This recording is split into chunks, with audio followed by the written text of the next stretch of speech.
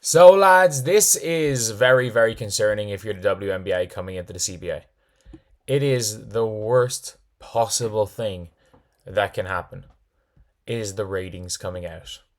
It is the worst possible thing because you cannot work on the assumption anymore that the league's TV deal is going up. You cannot work on that assumption because the ratings are down over 50%.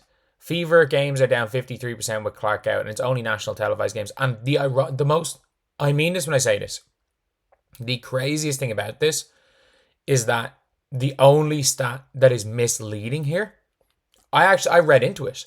I read into all of it, and I was like, the main stat, the only real stat that's misleading is the Indiana Fever games on national TV, because there has been I'm pretty sure there's been an Indiana Fever game. There's been more Indiana Fever games on NBA TV and Ion and ESPN3 than there was before that. Because obviously, look, if Indiana plays on NBA TV or Indiana plays on CBS, it makes no difference. Like, you're going, even if Caitlin Clark's there, it's going to be 50% lower. But the scary thing is ratings as a whole are down. What does that mean? It means that the fans that are there for Caitlin Clark and staying are currently losing interest without Caitlin Clark. People will stay, watch other games to see everything around Caitlin Clark. That's the scariest part about this. And you've also, one of the frightening parts for me about this is that you've got a coach that doesn't want Caitlin to be Caitlin. You've got a coach who wants to turn Caitlin into Paige. That is the thing. Like, the way Stephanie White, if you ask Stephanie White who she would rather, if you asked Stephanie White, to be completely honest, just like we said last year, if you asked early in the year Christy Sides, if she was honest, who would she have wanted the team to take number one? I think she would have said Camila Cardoso. If we're being honest, early in the year, I think Christy Sides would have said that. Just like I think if Stephanie White was asked, if you had the opportunity to trade Caitlin for Paige, would you do it? I think her answer would probably be something along the lines of, if I say anything other than Caitlin, I lose my job. But I actually think with the way she wants to play, Paige Bueckers is better than Caitlin Clark. It is. Caitlin Clark is the system. She is the system. And I understand that, like, heliocentric basketball is not, and like a system through one player, like, doesn't win that much in terms of basketball. But the league has very little modern WNBA, and the teams that play, or modern basketball, the teams that play modern basketball, like the Mercury, don't have the talent. So that's the thing. You can play a Steve Nash system. Like, they're trying to turn her into Steph Curry when she's Steve Nash, instead of trying to turn Aaliyah into Amare and Caitlin into Nash, which would make them unstoppable, which was, again, the greatest offense of all time, including the Warriors. They're trying to turn Caitlin into Steph Curry and Aaliyah into Jaja Pachulia. Like, that's kind of the goal. But Fever need Caitlin Clark to get back on track. The league needs her more than everything. The Pacers aura is up 200%.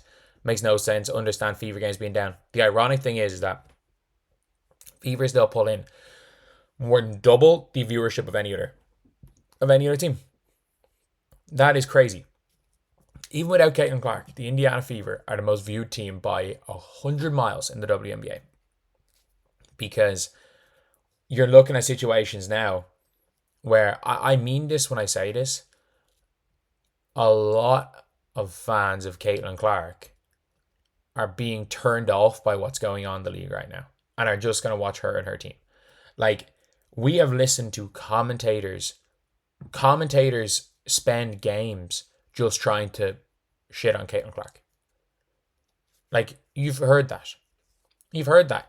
And I mean, these people are irrelevant. Let's be real. I'm going to be completely honest. Like some of these people in the media that sometimes show up on TV, at the end of the day, tweeting out they might as well be just tweeting out 3 words, Caitlin Clark bad, and going semi-viral. But, like, let's be real. When it comes out that everyone's mind changes on this and you're not going to make it as Caitlin Clark, Skip Bayless, then unless you're the one, someone will be Caitlin Clark, Skip Bayless. But unless you end up being Caitlin Clark, Skip Bayless, you got to be even entertaining about it. These people aren't even entertaining. But yeah, they don't care about These people don't care about basketball, and they never have. Like you can read their Twitter bios. Like it's very clear from reading some of their Twitter bios they don't care about basketball, never have. But at the end of the day, I don't think that's really affecting it. I think it's scary that the whole league's hype is down. Because if you're asking me who are fun teams to watch in the WNBA, I mean this when I say this. If I was to rank teams based on fun to watch, it's the Mercury 1, the Valkyries 2, Liberty 3. I love the way the Lynx play basketball just as a basketball purist, but like if you're not a basketball purist, the Lynx are boring. Then you go maybe Lynx 4. And then after that, like the Storm play hard, I guess, when they want to. And the Storm want to, they're all right. The Aces is like embarrassingly ugly basketball. The Aces play worse than the Fever. The Fever play... Actually, no. The Fever with Caitlin Clark played horrible basketball. Without Caitlin Clark, they played the worst basketball in the history of pro basketball. If it wasn't for the fact that people were interested in the Fever games, like I actually do not understand why casual fans still watch the Fever games. Like, if you are not like a fan of the Fever and a fan of these players, why a casual fan still watches it? Because it is like watching paint dry. It is like watching the worst of last year's Connecticut Sun. And the difference was at least that Connecticut Sun team forced steals on defense and ran a little bit. It's funny, everyone talks about fast break points, but the way they calculate fast break points, getting steals on defense, basically is the only thing that sets you off for fast breaks. But this is a team that, like, is just boring. But, yeah, the league needs her. The league needs Caitlin Clark, and the league needs Caitlin Clark a bit too much.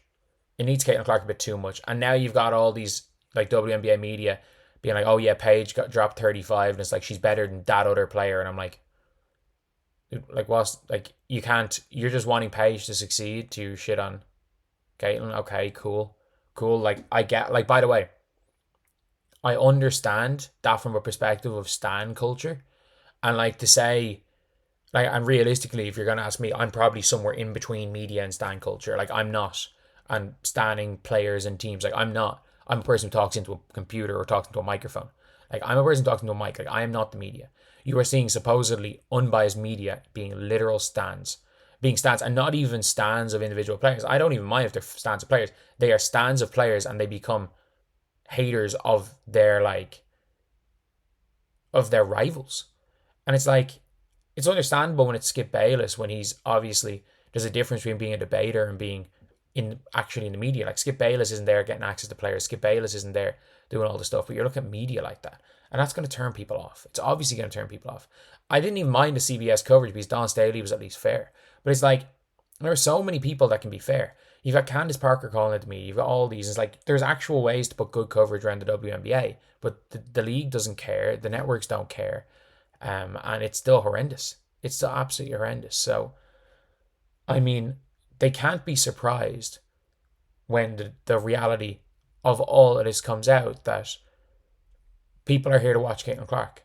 And the WNBA have done such a good job of making sure the people that are just here to watch Caitlin Clark feel disrespected enough to not want to watch anybody else.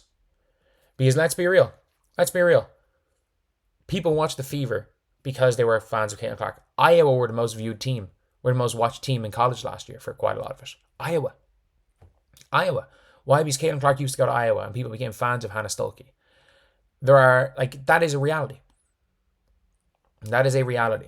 Is that when the media actually treats teams like basketball teams, when the media treats players with respect, when the league treats players with respect, when the league actually goes and markets players properly, and that doesn't mean not market anyone else. It is market everyone. But don't market everyone at the expense of somebody else. Don't ignore somebody because it looks like bad optics, because this is what happens. Players only caring about Caitlin Clark, and you can't even say players caring about Caitlin Clark because they care about the Fever still. The Fever's games are down 50% because they've had one extra game on NBA TV. But the reality is that Fever's games are down about 30%. They're down about 30%, which is a lot, but it's significantly less than the whole league without Caitlin Clark, which is the scary part. Is that a Wings versus, well, maybe not Wings, because people are watching Paige, a Storm versus Lynx game is down major viewers because Caitlin Clark is injured and people have just stopped watching. That is the most concerning thing for this league. And for the CBA, I mean this when I say this. People are like, oh, the players can get everything they want. The owners have all the leverage. Charter flights, they're losing so much money. They are, with the charter flights, with all their new facilities, even with all these new TV deals coming in, they're still, even by the end of the 10 years, they're going to be lucky to break even because of all their facilities they're building. The owners have every bit of the leverage here, and I don't think the players realize that.